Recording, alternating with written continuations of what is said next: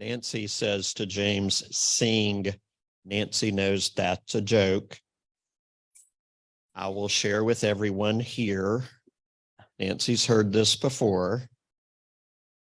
When my two girls were young, I knew two songs to sing them as lullabies. One was My Country 'Tis of Thee. The other was the University of Alabama fight song. Don't you love lullabies? I don't think anybody here wants to hear me sing. So I think we're rolling. Alex, thanks so much to you and everybody here. So welcome, welcome, welcome.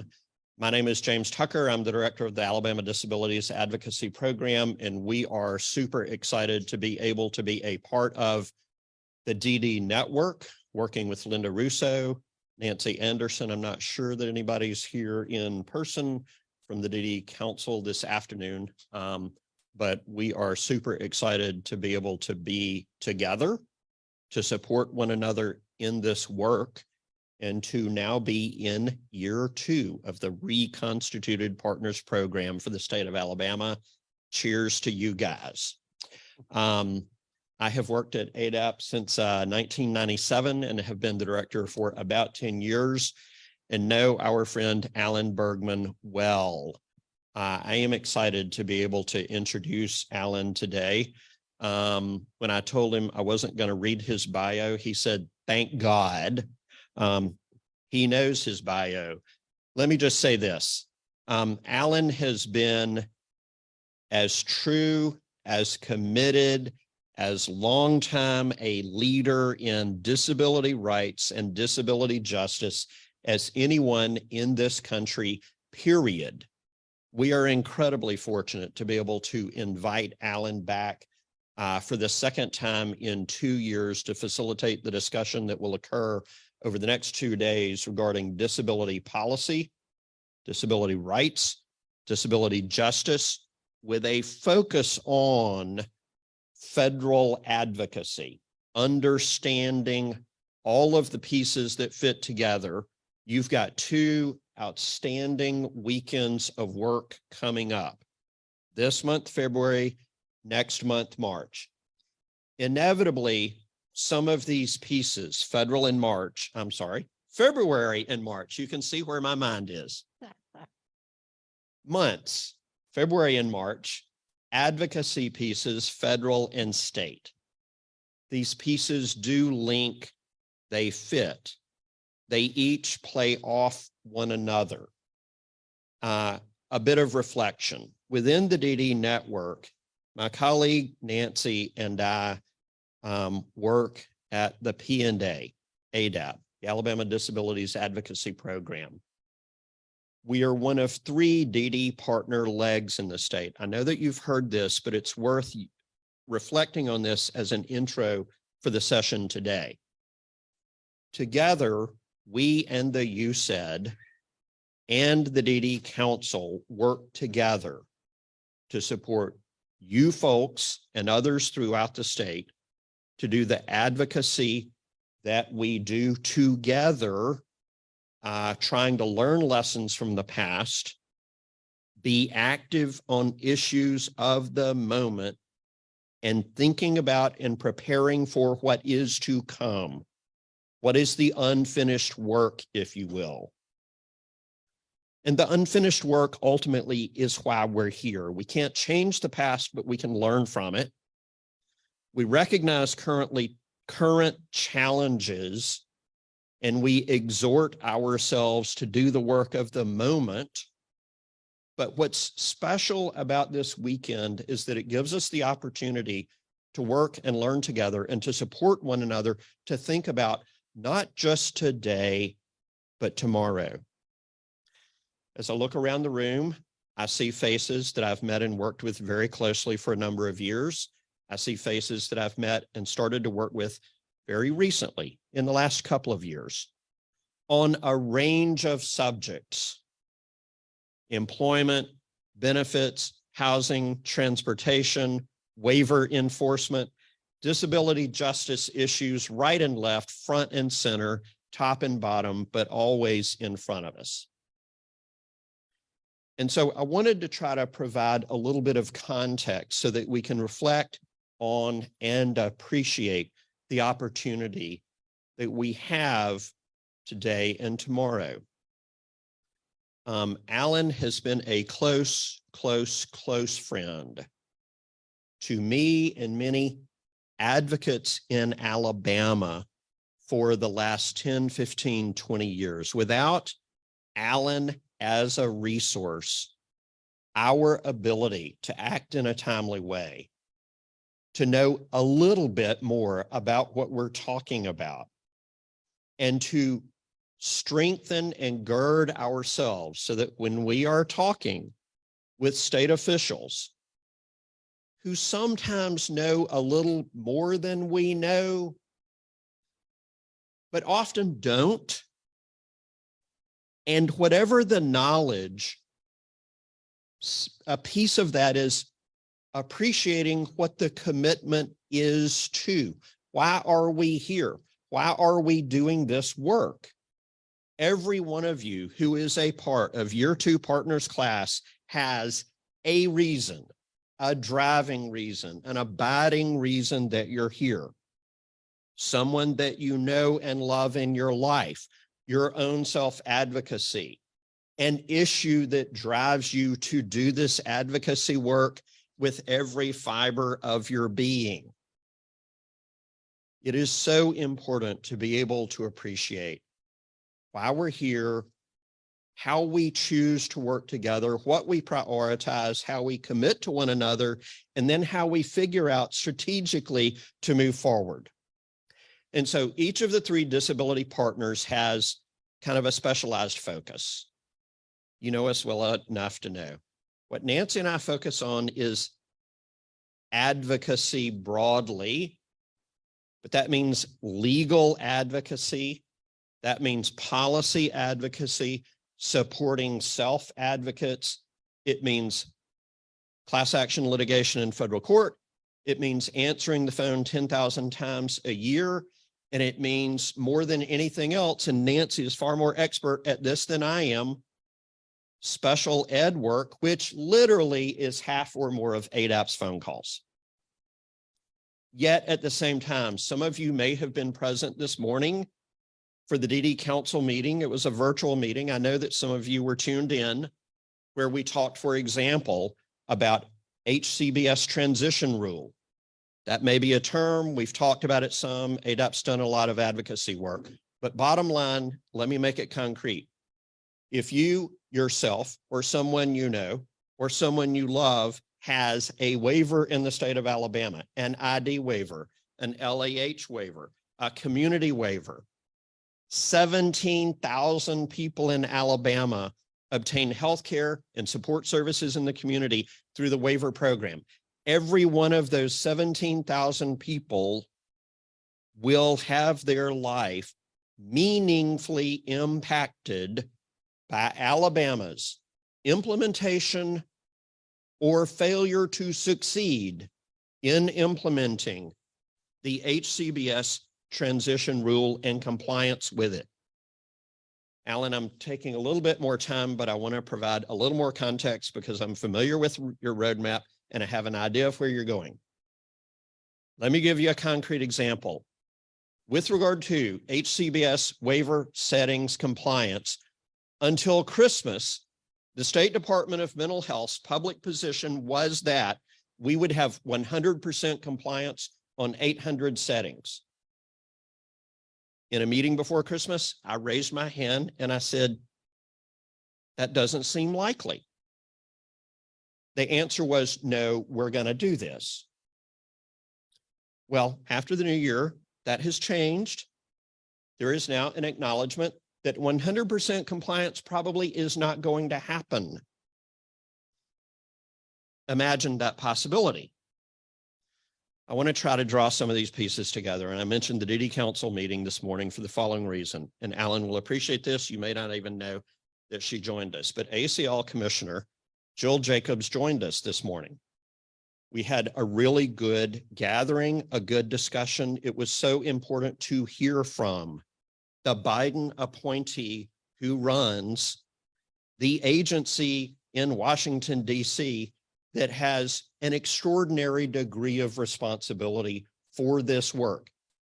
Our ability, the ability of every person in this room to join together as a team, and the ability of every individual in this room to be an advocate in his, her, or their capacity to address these issues at every opportunity is vital for us to continue to do the work that we're all committed to in this state.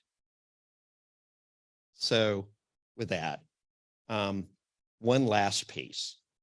Allan is a dear friend, but I don't think that there's any introduction that I could give that is a stronger endorsement than to note the following. Last year, out of all the speakers who joined us at Partners in year one of Here We Go Again, Allan was the Partners MVP. Let's give it up for Allan Bergman. Thank you, James.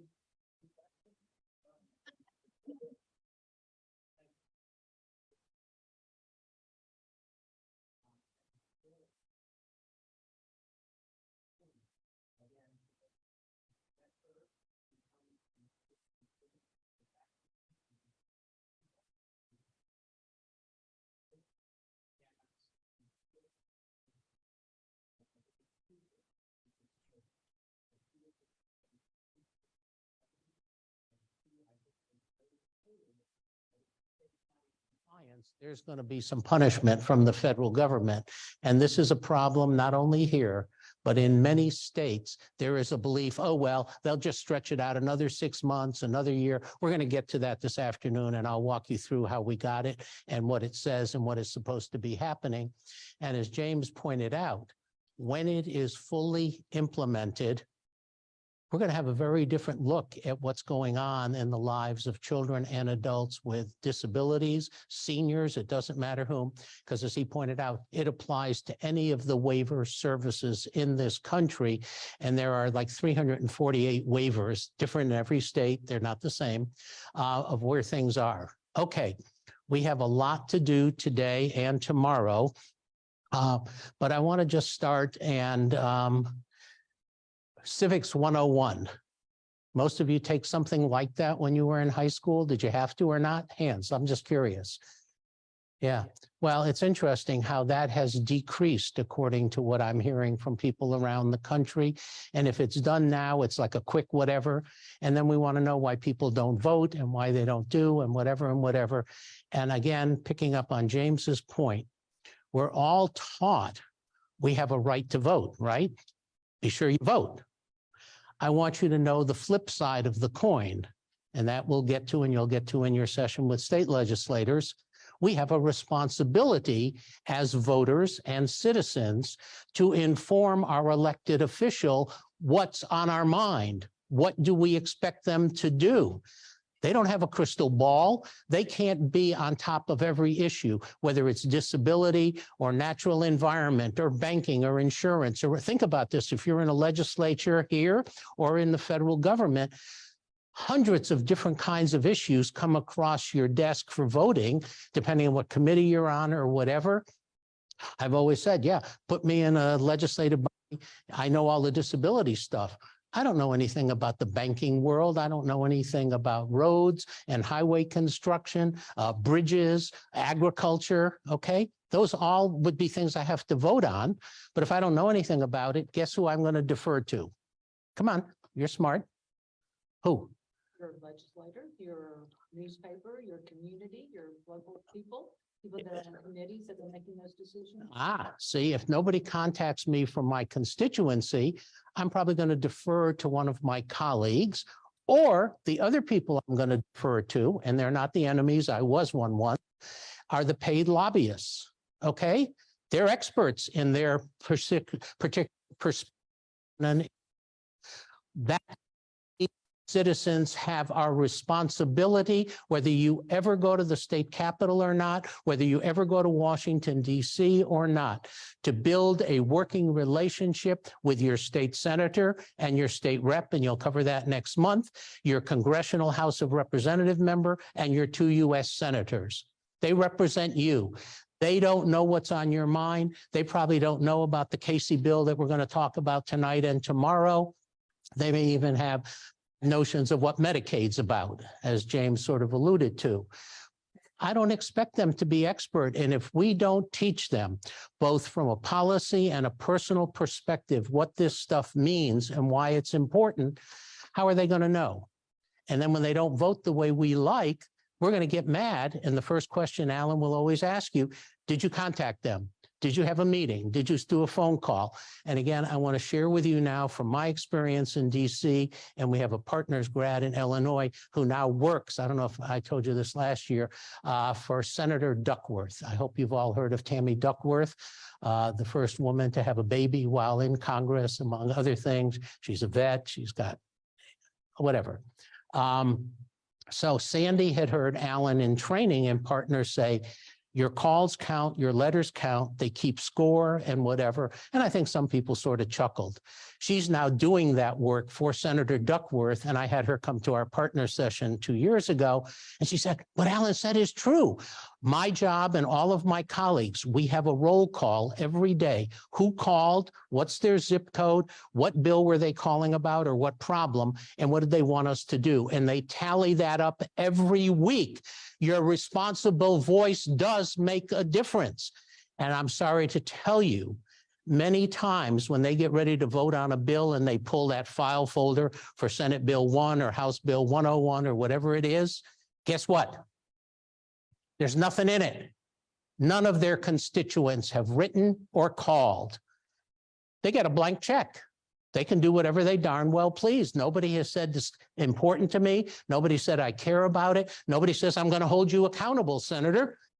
Then I get mad at the next election. I better be mad at myself and look in the mirror.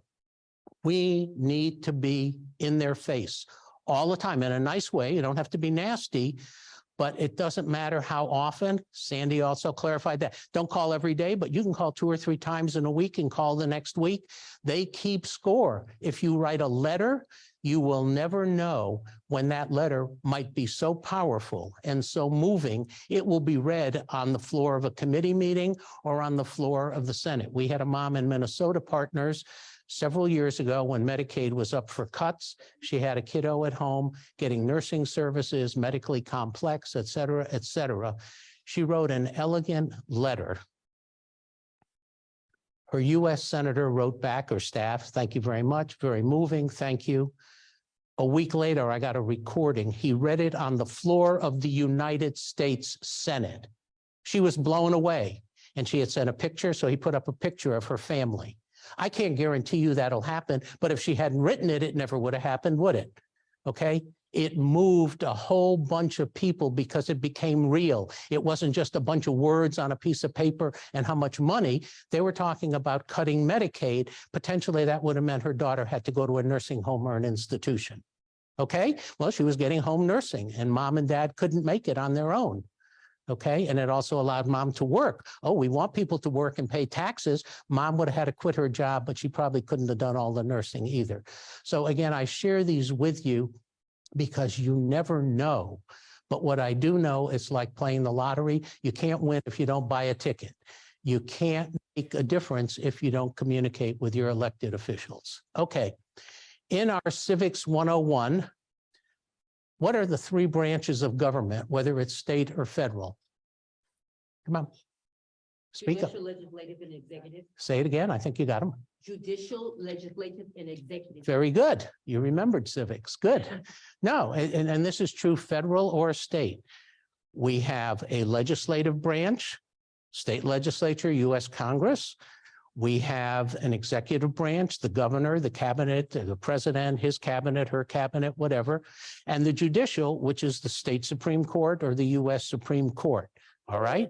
They each have different roles. We'll go through that, but that's important to know. And now for trivia, every state has a Senate and a House at the state legislative level, but one. Does anybody know what state only has a Senate? Well, if you ever play a trivia game, Nebraska.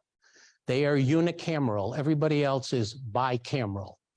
Okay, other trivia question, and I do work in this state. What state has the most, how do I want to frame this? Where you have the best chance of knowing your state representative because they have so many in the state and it's a small state. Anybody? New Hampshire.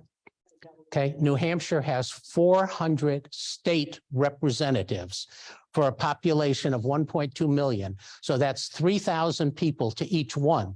If people in that state can't get to know their state rep in their local town, we got a problem, and they do. And many partners grads in that state have become members of the state legislature because it doesn't take a lot of votes. If you got 3,000 people, you need 1,501 technically to win. Okay, well, I share that with you because it's fascinating what they can do in that state because they literally live in the same city or the same town, even if it's rural. It might be 2 miles away. They can go to a Starbucks or a Dunkin' Donuts for coffee. They don't have to go to Concord, which is the state capital. So again, those are just trivial things. All right. In terms of where I want to start, the first set of slides, and you have them, and I think it's, are we up there now? Yeah. I'm going to go over here so I can see what's up there because he doesn't have a remote, so I have to have him do that. Okay, this is going to be an overview of the federal government. Fire away. Next. Okay, so these are the things we're going to cover, all right, in the process. Next. Okay, we talked about this before, but again, just so you see it, executive branch, president, cabinet, agencies, boards, and commissions.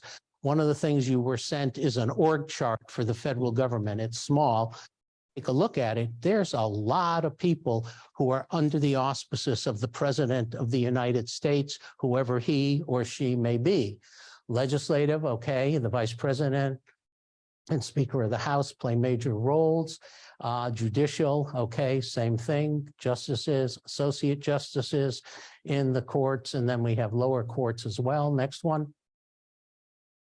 Okay, that's what I want you to see. The president appoints 4,000 positions, of which 1,200 have to be confirmed by the Senate, but that means 2,800 do not have to.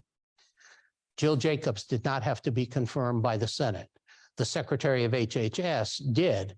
Jill's boss, Allison Barkoff, did not have to be confirmed by the Senate, and that's a good thing. And again, just so you know, well, I'm going to go through the names, so we'll, okay. Their job is to implement and enforce the law.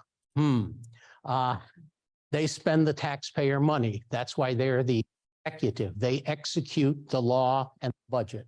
Okay, the word is meaningful. Next one. Legislative. These are the people who write the laws. Okay, 100 in the Senate, 2 per state, 435 in the House, and it gets changed by state distribution based on the Senate every 10 years. So some states win one, some states lose one as the population moves around the country, but they're clear it's not going to get any bigger than 435. Some people have said, well, why don't we just add more members? It's challenging enough with 435. Let me assure you, having worked in that environment. Next one. Supreme Court, again, hierarchy, 9 members for life unless they choose to retire. Courts all the way down, and we have all kinds of special ones. Next one. Okay, so here are some of the people in our administration that are our allies or sit over key positions. Kristen Clark is the Assistant Attorney General for Civil Rights. She comes with a big background in civil rights for people of minority status, but she has also brought in several key people with disability background from Bazelon Mental Health and others. And as a result, we are expecting to see some new Olmstead kind of litigation coming up soon, James, based on what my sources are telling me, because that department was kind of quiet in the last administration. All right. Pete Buttigieg, I hope you're aware, he is the Secretary of Transportation. He is an openly gay gentleman, and he is also extremely sensitive to the disability community and accessible transportation. The Secretary of Education comes from Connecticut. And according to my friends in Connecticut, he's a pretty good guy on special ed. Katie Neese, the person who is in charge, OSERS, if you don't know that acronym, the Office of Special Education and Rehabilitative Services. She's over voc rehab and all of special ed. Katie used to work at Easter Seal. Before that, she worked for Senator Harkin. Her husband, Ralph Neese, worked for the Civil Rights Organization and was heavily involved in the original civil rights legislation and in the helpful of the ADA. So Katie comes in with a lot of experience understanding the values underneath our policy. And to go to something James said earlier about the work that's undone, I sit as the policy chair for National TASH. So we had Katie speak to us last fall about what's her perspective. She'd been in the job a little while now and whatever. And she said, with what I tend to agree with, she reviewed all the laws and regulations. She said, we need some tweaking. The problem isn't the law, the problem is implementation. And I'm going to show you a lot of that this afternoon. Our laws are pretty good. The problem is they're not being put into force, whether it's at the local school district or voc rehab or Medicaid or wherever it is. And that's part of what's going to be your job. All right. Carol Doback has been there for a long time. She is now the commissioner on the voc rehab side. She is a person who experiences legal blindness. She is one ferocious advocate. I have met with her in the past and couldn't ask for better. The Secretary of HUD, I don't know a lot about her still. Mr. Walsh will be leaving the Labor Department. If you've read, he's going to become the new commissioner of the National Hockey League, probably get about a 6-time increase in his paycheck. And he's an old union guy, so I don't know who's coming in there. Taryn Williams, the Office of Disability Employment Policy of the Department of Labor, comes again with a strong civil rights background, a woman of color, very interested in people with mental health issues and disability issues. And so she's ratcheting up, although ODEP has always been strong. Bachera came from California with a mental health background, heading up Health and Human Services. Kim Nackstat, the first time, and Biden gets credit for this, that we've had somebody with disability sitting on the Domestic Policy Council for the White House. That was a Biden commitment to us, and he made it happen. And she is no shabby person. She's a special educator, committed to inclusion, worked on Capitol Hill, and Kim's great. Allison Barkoff, okay? She is the deputy administrator, she's Jill's boss. Allison Barkoff has many credentials. She is an attorney. She used to work for Center for Public Representation. I'm sure James and Nancy have heard of them, CPR. She was involved in the Lane case, which I'll talk about a little bit later today, in Oregon. That's when I first met her. She is a tenacious civil rights advocate for people with disabilities. She's also a sibling. So she's got the perspective of growing up with a sibling, her brother, who experiences disability, developmental disability. She's amazing. Jill Jacobs, I told you a little bit about earlier. She's amazing. And the new director of Medicaid, not so new anymore, Chiquita Brooks, comes from a lot of different Medicaid perspectives. She is not as well versed in, or was not as well versed in disability, but many people have been educating her since she took over the position, particularly around the waivers, et cetera. So we have a lot of allies in this administration who can help move forward. Next one. Okay, and again, I think it's always important to know what is the makeup of Congress? And I'm not going to read all this to you. You've got the slides. And I just updated it because obviously we have a new Congress. So you can see it's the most diverse we've ever had, but it's still got a long way to go to truly represent the face of the United States of America. But we've come a fair amount in a short amount of time, because you can see in 1945, which from a history perspective is not that long ago, there were only 1% of the Congress that were not Caucasian white, okay? So up now to, 25 of Congress, 28 in the House, a little less in the Senate. And it's moving there, but we've got a long way to go before we get to the 59%. And every year it'll probably get a little better, I think. Next one. If people vote, okay? Number of women going up. And again, you can read this. You have the first woman senator in your state in the United States Senate. Okay, that's a big milestone for the state of Alabama. Okay, she worked for your former senator, has a lot of heritage. Nonetheless, this state voted for a woman to be United States Senator. That was a first for Alabama. Hopefully it won't be a last. All right, as you can see, there are lots of others. And we have 4 states where both senators are women. That's kind of interesting as well. Okay, but we got a way to go. And we now have, and this was unheard of in the past, 2 senators and 11 House members who are LGB, and the Pew survey said none identified as transgender. Not sure why, but whatever it is. But that's pretty revealing, and you've got the Secretary of Transportation. That would not have happened probably even 10 years ago, given society's values and attitudes, which unfortunately many people still are in the dark ages. Next one. Okay. This is on the age stuff. Again, you can read this on your own. We have our first Gen Z, Mr. Frost from Florida at 25 years of age. My only question would be, what does he really know about public policy? But that's a different perspective.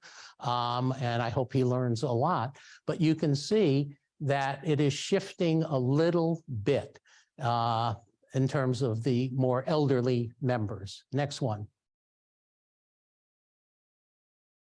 Military service, again, has gone down a lot since what it used to be when most had served in the armed forces, if some say. That's down quite a bit now, but there's still a fair number.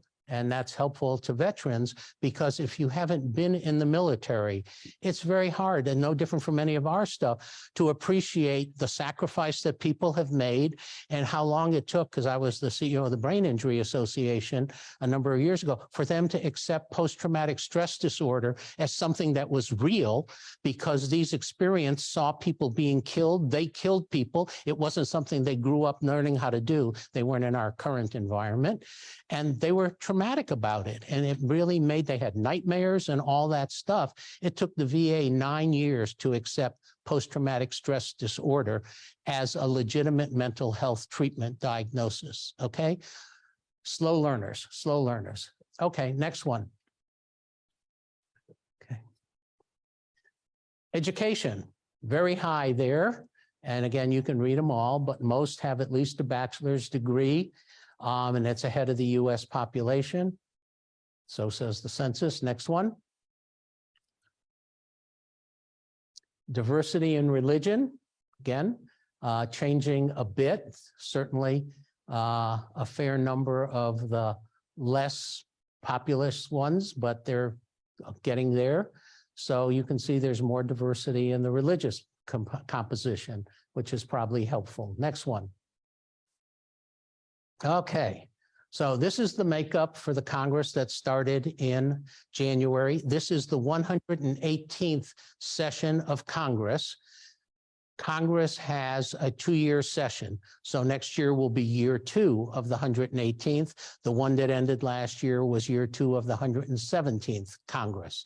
They always start officially on January 3rd and technically can go all the way till December 31st of the second year. So you can see the composition, and I'm not going to read through it. It's there for you to see the diversity, the men, the women, the Republicans, Democrats. Obviously, we had some interesting things in the House this year.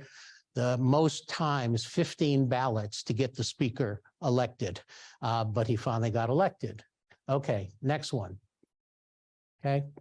The majority controls the shots. Even if it's a 1-vote majority, they get to pick the people on the committee who get to chair it. So now we have it split. We have the Dems in the Senate and the Republicans in the House. That'll create more stress, but that's what it is.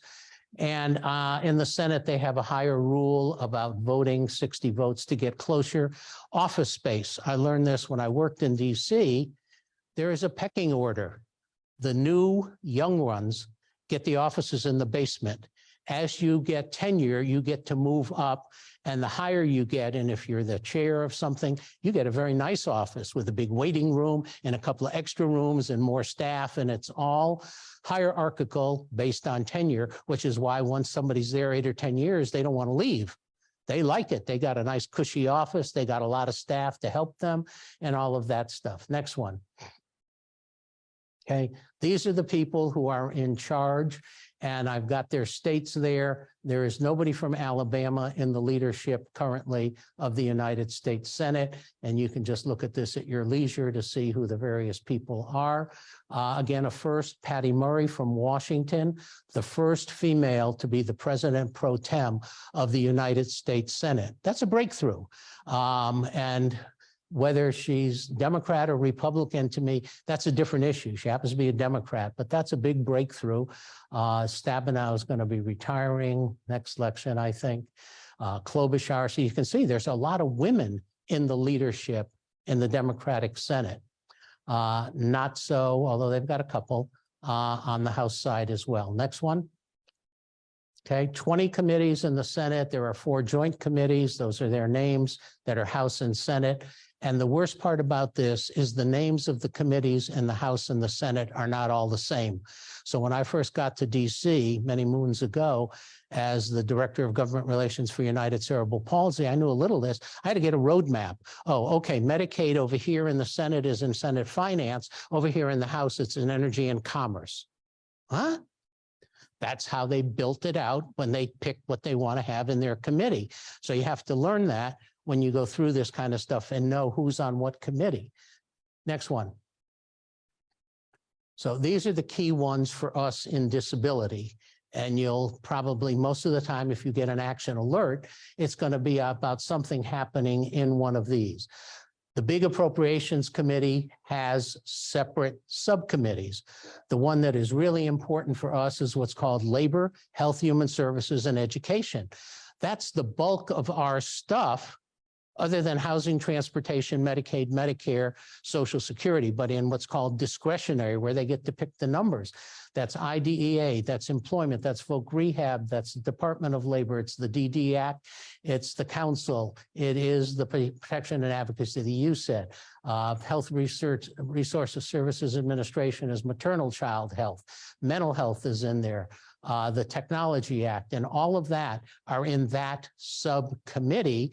And in the House, one of your members is now the chair of that. We'll come to that when we go to your delegation. That's a very important position for all of our stuff that are not the Medicaid, Medicare, Social Security. Okay, Subcommittee on Transportation Housing. All right, they do Section 8, 11, all of that. Next one. Banking and Housing does the HUD stuff. I'm going quickly because you can follow this. Finance is a key committee for us.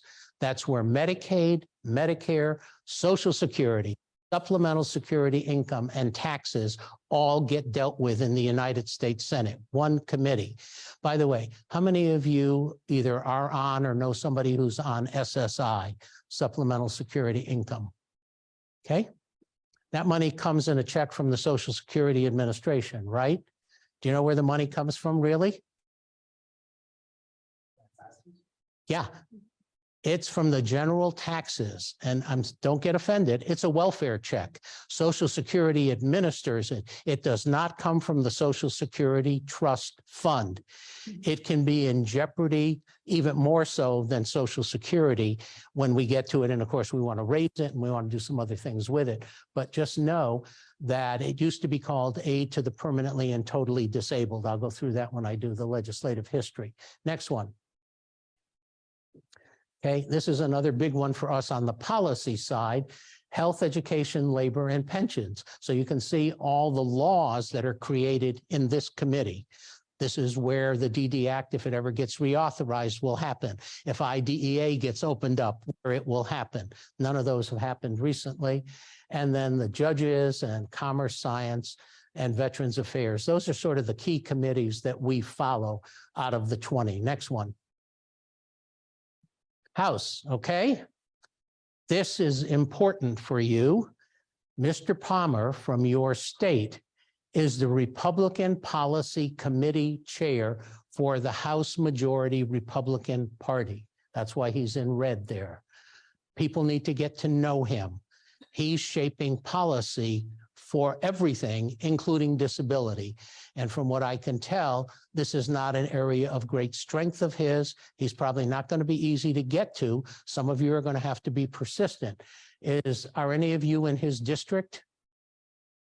Okay. That's, again, the constituents are the best one to start because you're a voter. People in other parts of the state can get to him, but they don't vote for him, okay? But that doesn't matter. He's still got to pay attention, all right? So that's that one. Again, a major change in our history. For the first time, a person who is African-American to be leading the House Democrats. Again, so some interesting changes have happened here, both by ethnicity, by gender in the last decade. Next one. Okay, they have 21 committees, not 20 like the Senate. Next one. Appropriations, all the same, fortunately. But see, they have a House Committee on Education and Labor, not Health, Education, Labor, and Pensions. So they'll do IDEA, VR, labor. Next one. Okay, Energy and Commerce does Medicaid and the Developmental Disability Assistance and Bill of Rights Act. Don't ask me to explain how that happened. It happened because then the chair said, I want it in my committee, and they got to take it because they sort of put the bills up when there's something brand new out on the table. Who would like it? It's not like, okay, that belongs over here. They don't do that. So that's where we are. Committee Financial, okay, that makes sense. HUD stuff is there. Ways and Means, again, that's not like finance. It does some of it. So it does Social Security, SSI, Medicare, and taxes. But notice Medicaid is in Energy and Commerce. It's not in Ways and Means. Totally different committee, different members, all that stuff. Next one. Okay, Judiciary, similar. And again, we've got lots of, ADA, hate crimes, all of that stuff. So that's that one for Constitution, civil rights. Transportation, certainly our mass transit, accessible transportation. Next one. Now we get to have some fun. This is the new order of who is the majority leader. That's the party that's in control, and what we call the, depending whether we're in the Senate, where the Dems are in control, and then the Republicans are in the second indented line, or in the House, the first person is a Republican and the second is a Democrat. You can see that your new female senator has gotten herself positioned pretty damn good. And that's probably based on the reputation of her boss, but guess what? It doesn't matter. She's sitting on the Appropriations Committee, okay? She is sitting on the HUD committee that we're concerned about. She's also got Rules and Administration, and your other senator sits on Health, Education, Labor, and Pension. If anything is going to happen to special ed, to voc rehab, to the Department of Labor, Office of Disability Employment Policy, all those bills are going to be on that committee. On the House side, appropriations, all right? Mr. Adderhold chairs the Labor HHS Education Subcommittee. He and his folks will decide this year how much money goes for Part B of IDEA, how much goes for Part C, how much goes to the DD councils, how much goes to the protection and advocacy systems, how much goes to the university centers. For every one of those is a separate line in the appropriations bill, and they can raise them, they can keep them the same, and they can lower them. And there has been discussion, if you haven't been reading the newspapers, given the debt ceiling and all of that, that we need to cut the quote discretionary appropriations. You got enough money in special ed in this state? Got enough money for the council and the P&A to do everything we want? Voc rehab, got enough money? Okay. We've got to help them understand this is about people. This isn't just some bureaucracy sitting in Washington, D.C., because they may not have a clue what it really means. It's just another line item. We'll put the red pen and cut it 10%. What the heck? Okay. Ways and Means. Okay, that's Medicare, Social Security. Mr. Sewell's on that one. Energy and Commerce, Medicaid. Palmer's on that one, okay? And judiciary, that's all the judges, okay? Civil rights laws, more from us. So you've got well-placed members in a lot of key committees that are important to the disability community in your state. And my guess is most of you didn't know that before today. So mark that particular page. Which one is yours? How do you start building those relationships and then bring other people into them? Next one. Okay, and I've even done a little bio work for you on Mr. Tuberville. Again, health, education, labor, and pensions, Veterans Affairs, okay? He's 68 years old. And Senator Britt, appropriations, as we said, banking, housing and urban affairs, two very important ones. She's 41. She's probably one of the youngest people in the US Senate, but she was mentored for 20 years by Senator Shelby, okay? But get to know her. She knows her way around. She's not truly a freshman, as many senators are. Next one. Here's your House. So again, based on your population, each one of these representatives serves about 715,000 Alabama citizens. That's a lot of people, all right? Mr. Carl, not on any of our committees. Mr. Moore, who we may be seeing tomorrow, is on the Down Syndrome Caucus. There is a caucus for people with Down syndrome, and Kathy McMorris Rogers, who we'll talk about again a little bit later, chairs that. She's a mom of a daughter with Down syndrome. I'm sorry to say in a much more progressive state than yours, Washington State. But she has high expectations because she has been well mentored over the years by a woman named Madeline Will, who used to be a Fed, who is now a consultant for the National Down Syndrome Society. And Madeline is superb. And Kathy McMorris Rogers is an amazing person on our issues. And she now is chairing that committee. When she was, before this, she was the minority. Now she's in charge, and we'll talk more about that later. But Mr. Moore is on that caucus, and be interesting to see if we can find out why. Mr. Adderhold, as I said, chairs the Appropriations Subcommittee for Health, Human Services, Education, oh my God, and Labor. You've got to get to know him. He's an attorney, all right? He's also on the House Values Action Team.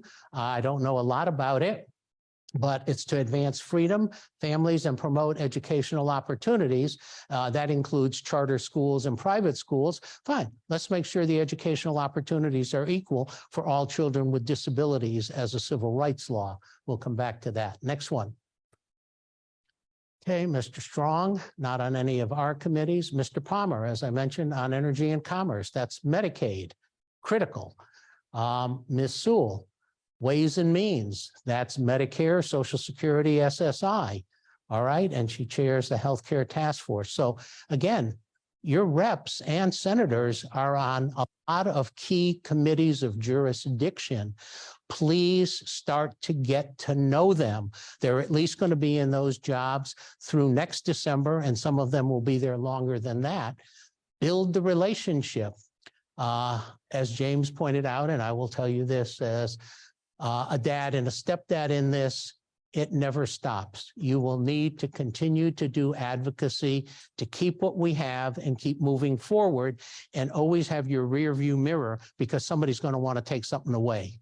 We saw that happen several years ago with the ADA and the small business community. We got it stopped. You can't ever rest on your laurels. I wish we could. You can take respite once in a while, okay? Our laws are not, hope I don't offend anybody, like the 10 Commandments. They're not carved in stone, okay? We've read, God giveth and taketh away, the Congress giveth and taketh away also. There is no guarantee, even if it says it's this. You're reading the papers now. There's discussion about privatizing Social Security and Medicare, making them different, cutting back on who gets it. Okay, there are a lot of people who depend on that funding stream, those funding streams, right? Including people with disabilities and seniors. Next one. So how does a bill become a law? It's introduced by members of Congress. Where do they get ideas for bills? Come on. Constituents, associations, lobby groups. Yeah, once in a while, they may be passionate about something and introduce a bill. There's nothing that prevents you, if you're so inclined, particularly at the state level, to sit and think about what kind of bill do we need in the state? Not saying you can't do it at the federal level. There, you probably want to be part of a larger coalition, but it can be done. And then it's automatically sent to a committee or a subcommittee. Hearings are held, very different from what you'll learn about state legislative hearings.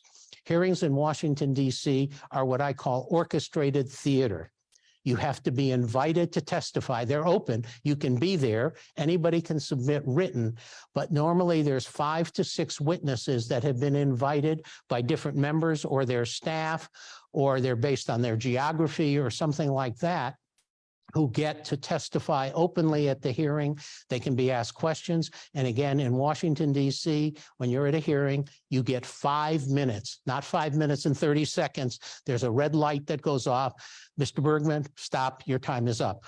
Yes. Mr. Bergman, do you know the percentage of bills that have become law that were either introduced by, say, the general public, a paid lobbyist group, or just business in general? That's a great question. I do not. And I don't know that anybody keeps that, but it's a very interesting question.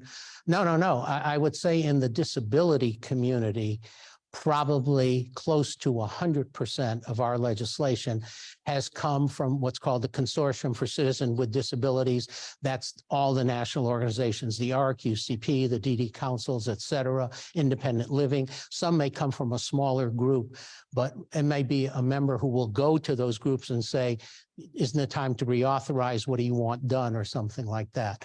And I would say most of the business legislation comes from the small business community or the chambers of commerce or those kinds of groups. And then the pharma industry, if you're not aware, sorry, is the most powerful lobby in Washington, D.C. They have the equivalent. I want you to hear this. We have 435 House members and 100 senators, almost 1 to 10. There are over 5,000 paid lobbyists. For big pharma? For big pharma. Is it any wonder that they don't want to control prescription drug prices? No, you need to know that. Those are the hired guns, and they don't get paid minimum wage, those guys either. Man, I knew they were big. Yeah, no, over 5,000 the last time I checked, 1 to 10. So they're going to be inundated every day, or their staff almost, by some pharma person. Doesn't matter which company, Pfizer, Abbott, et cetera. Yeah, okay.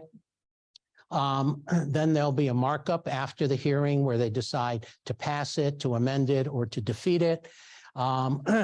Then if the House and Senate both pass it, there'll be a conference committee. They'll try to negotiate the differences, and then they'll approve the compromise, and the president will sign it into law. Basically, if we're lucky in any given congressional session, maybe 5 to 6% of all the bills introduced ever get through the process. It's a high order. It's a very high order. It takes a lot of work. Next one. Okay, as I said, the Senate is more deliberative.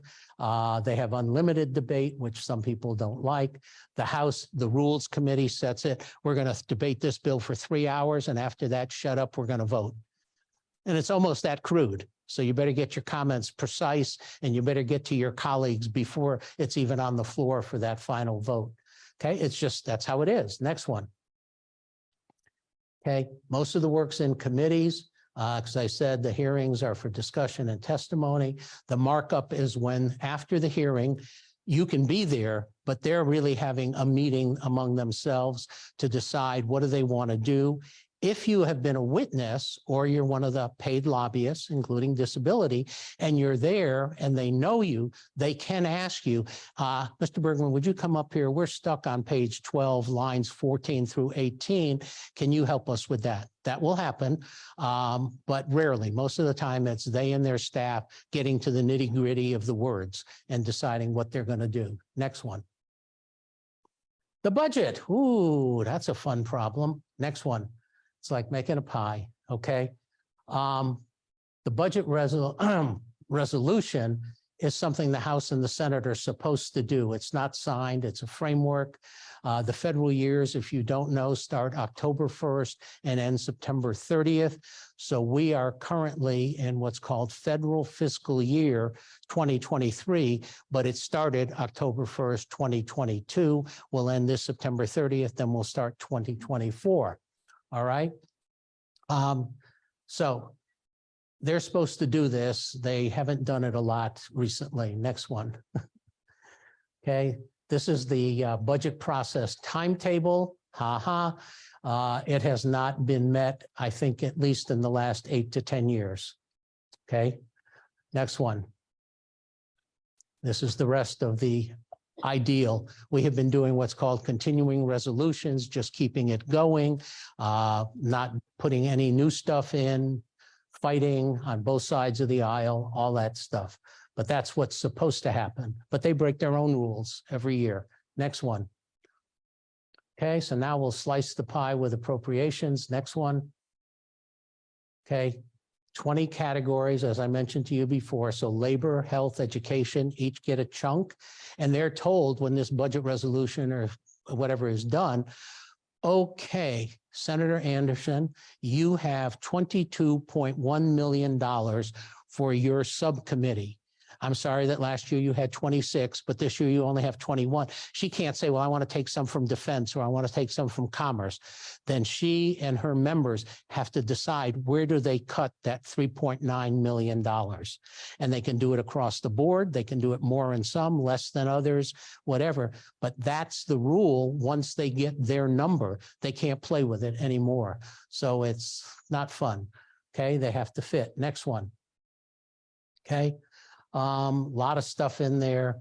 And again, we have 3 categories: entitlement or mandatory. Those are the ones you're reading the most about in the paper. Social Security, SSI, Medicare, Medicaid, food stamps, and veterans benefits now. So there's a lot of things that are on autopilot. Somebody turns 65 tomorrow, they can start collecting their Medicare. Somebody turns as early as 62, they can say, I want to retire and get early Social Security, or they can wait. But there's no waiting list for those at the moment. Okay? Those are autopilot. The same, once a state is in the basic Medicaid program and sets its eligibility, there is no waiting list for basic Medicaid. There is waiting list for waivers. We'll talk about that later. But if you're eligible for Medicaid, you get a card and your state will bill and the feds have to pay. So Medicaid is also open-ended at the federal level and always spends more than they think it will, which is why they don't like it. Some people don't like it. Okay, next one. There's the numbers you're reading about, folks, and I can't even get those numbers in my head. I can read them to you. $31.45 trillion. That's a lot of money, even at the federal budget level. Okay. And you see converted, that's 91,000 for each of us in the United States. If we were sold to, we got to pay off the debt tomorrow. Not going to happen, but it's a real problem and it's getting bigger, as you can see. Next one. Okay. This is the mandatory stuff we talked about. Okay, it's real. It is what it is. Next one. Discretionary, as I said, this is where they can put the numbers in each year, make them up, down. They don't care. Next one. Well, some do. Okay, and then you can just see the evolution of the debt keep going. It's just been growing and growing. Yeah, let's go to this one here. This is the most current. And what you can see is the mandatory spending is almost 70 cents on the dollar. That's the quote unquote entitlements. Okay. And then you can see at the bottom, defense gets 714 billion and everything else domestic, HUD, all of that, 914. Okay. And the rest is interest on the debt, which keeps going up every year because interest rates are up. Next one. So this is what the committees do. They hopefully do something in their committee. They can tell you how much can be spent. They can set a limit, but they can't guarantee you that it will be spent. Our best example of this is special education. If you're not aware, when special ed was first enacted in 1975, long time ago, Congress said, recognizing that it's more expensive than non-special ed or not educating kids without disabilities, will pay 40% of the excess cost. Okay, that would be helpful. They've never paid more than 14. So who's on the hook? The state, local school districts? Why do we have major disparities based on property taxes in some states where I live? The wealthier districts can subsidize more than the poorer districts, okay? But this is a real problem. I don't know how bad it is here, but in some states with a lot of rural school districts, they go ballistic at the school board meetings. We got to spend more money on them. That means we're going to cut band next year, or we're not going to buy new foot. And they play us in this competitive game that those kids aren't as important as my kid who needs a new band uniform or a new football uniform next year. How disgusting. Okay. And I'm not saying that the money would solve all that, but it would sure help a bit. Okay. Next one, appropriations we've discussed. The budget starts with the president's, haha. Next one. And that's been true on both sides of the aisle. They basically throw them away most of the time. We've gone through that there are all these subcommittees in both houses. They're identical. Next one. Then the floor vote. Conference committee again works out differences and hopefully it passes. And then the president will sign it and there's usually a ceremony. Hopefully lots of people attend. Next one. Reconciliation. Oh my goodness. We started this a long time ago to get around the 60 votes in the Senate. You'll read around a lot around this in the last decade, particularly where they can't get to 60. So they do a budget reconciliation and the parliamentarian has to decide, can you put that in there or not? So parliamentarian gets to be God about what legally falls in the rule for a reconciliation and what doesn't. I know it's a lot of jargon, but you're going to see these words in paper all the time. At least you'll have a feel for it. All right. They eliminated pork earmarks in 2011. They brought them back last year. Yep. They started to do it again because people were complaining back home. I need some money for that bridge. We need to fix our library or whatever it is. So on both sides of the aisle, they decided to let some of it come back again.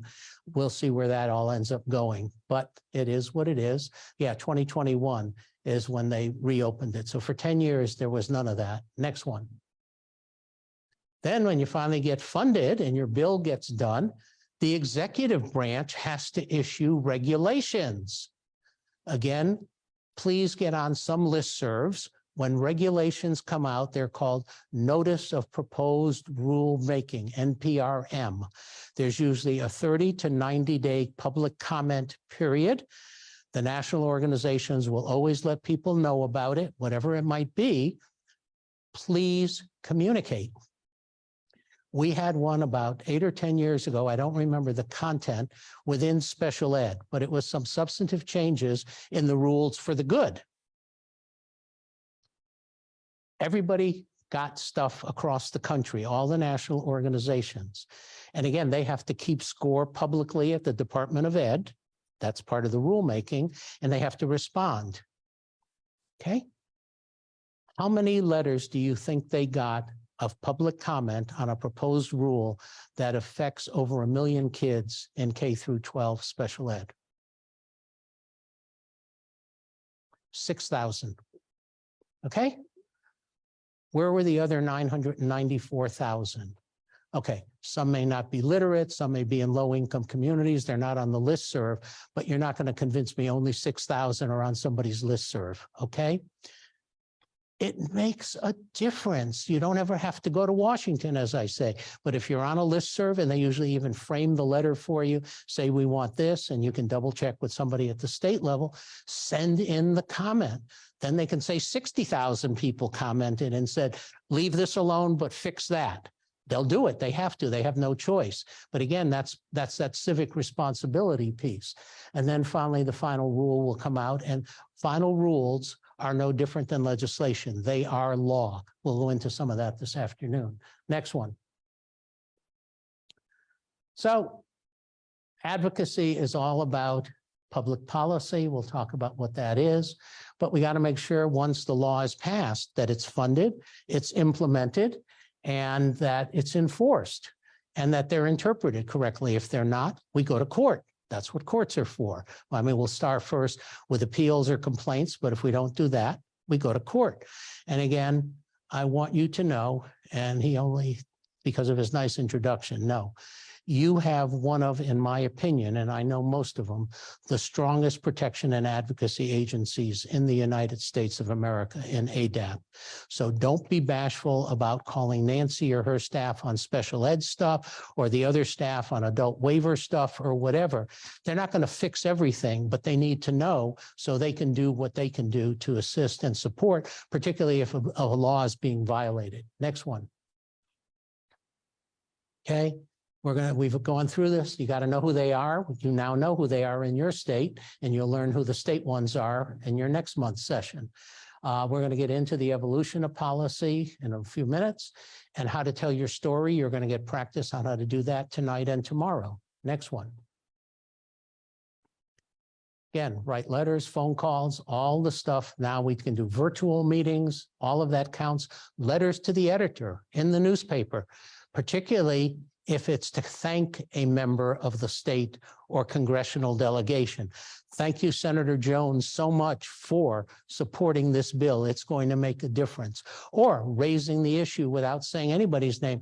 Congress will soon be voting on. The state legislature will soon be voting on. Most newspapers love those kind of op-ed pieces. You just need to figure out who's going to write it and who you need to talk to there. Candidate forums work. Next one. Then use their name correctly, the honorable, all that stuff today. Email is probably the easiest thing. Always put your address, zip code, email address, and phone number, particularly if you're asking them to call you or reach out or respond to you. They're not going to take the time to look it up, nor is their staff. Okay, next one. Meet here. You don't need to go to DC. They all have district offices. Next. And the staff are key. You're not always going to get to meet with the member. The staff are the eyes and the ears. You treat them with the same dignity and respect that you would treat the member. They're going to convey the message to the boss. Next one. That's the typical hierarchy. There's the Washington number. That's the only number you need to know. And then you can call and say, connect me with Senator Britt's office, and they will connect you. Okay. You don't have to have their office numbers. You'll need their local ones, and you can look that up on their website. But the Capitol switchboard will put you in touch with any office. Next one. And that's it. Okay. Whew. That's a lot of stuff, but I hope it gives you some things you didn't learn in civics, or if you did, that you've forgotten, but now it's more relevant because I tried to tease out the pieces that are specific to those of us in the disability community. Questions, comments? Yes, ma'am. So when you're contacting someone, you need to wait on the mic out. No. Yes. The roving mic. Testing 1, 2. Hello, Yeah, hello. you're on. Testing 1, 2. Because we do have people online. They can't hear. Hey, can y'all hear? Is that in my broadcast? Yeah. This is Paige Ferry. My question is, how do you change your strategy or kind of what you're saying when you're not a constituent of who you're reaching out to? Do you, I mean, I know you have less leverage because you didn't vote for whoever you're reaching out to, but like, how do you change your strategy there? Yeah. Does that make sense? No, and that's fine. All I was saying is they're going to give highest priority on setting up meetings to their voting constituents. Doesn't mean they won't meet with you. You still have a story to tell. You have an issue. You are a voter. And if you're meeting with the Alabama delegation or you're meeting with the state legislators, particularly if they're on a committee of jurisdiction. Okay. So if somebody's on Ways and Means in the House and you're not in their district, but they're voting as a member of Congress for everybody on that committee, they're going to be very open to it. So again, know what ticket you're using to go in and say, yes, I'm not a constituent, but I know you're on Ways and Means, and I really want to talk to you about some of the proposed changes in Medicare or something. Does that help? Mm-hmm. Yeah. There's always a way to get in where they will pay attention. absolutely. James, I would just add one thought, because at ADAP, we deal with all of the 9 members of the state's federal congressional delegation, the 2 U.S. senators and the 7 members of the House of Reps. The one thing that I would add to Allan's answer with regard to the question is that I think it really helps if you can say that you are also representing the views of a group or a constituency. So for example, just in the last hour, Allan, I learned something and then I did some additional research. I didn't know that Barrymore was on I think the Down Syndrome Caucus. Is that the Yes. name of it? Well, I checked it out, and Adderholt is also.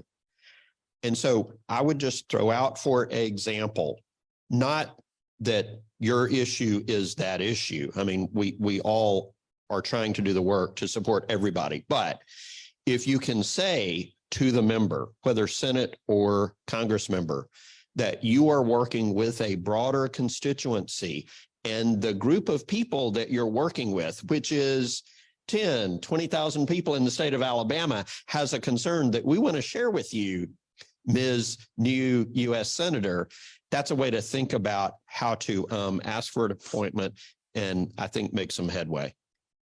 those are great. And it wasn't in his bio, so I'm glad you found that, because I didn't see it. I was trying to look for any of that.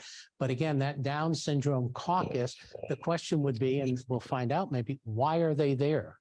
Are they connected? Did somebody who's a constituent ask them to be? Do they have a family member that you don't know about? Because sometimes people are connected to the disability community. It's just not public. I'm Angela Richardson here. I want to agree with what James said, because I actually had a conversation with an elected official in December, and because of the nature of the conversation, he actually said, well, you didn't vote for me. And I said, I didn't. However, I do represent a community of disability individuals, and therefore my voice does count. And he said, well, you know what? You're right. And because of my conversation with you, I'm also able to keep a campaign promise that I made to somebody else that's affected by disability. So he worked to try to help me. So even if you didn't vote for the person, your voice does count. Thank you. No, that's elegant. And again, be assertive. You don't have to be aggressive, but you were assertive. You had a message and you found a way to get him to pay attention.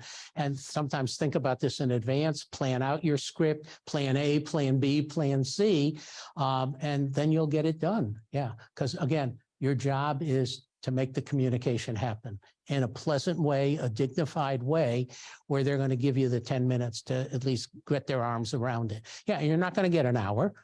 I got 2. You got 2. Okay. Well, and again, we often have people practice that 3-minute elevator speech. Nothing wrong with that. Yes, others. Great. Okay. Let's take a 2-minute stretch. Anybody needs to go to the restroom or whatever.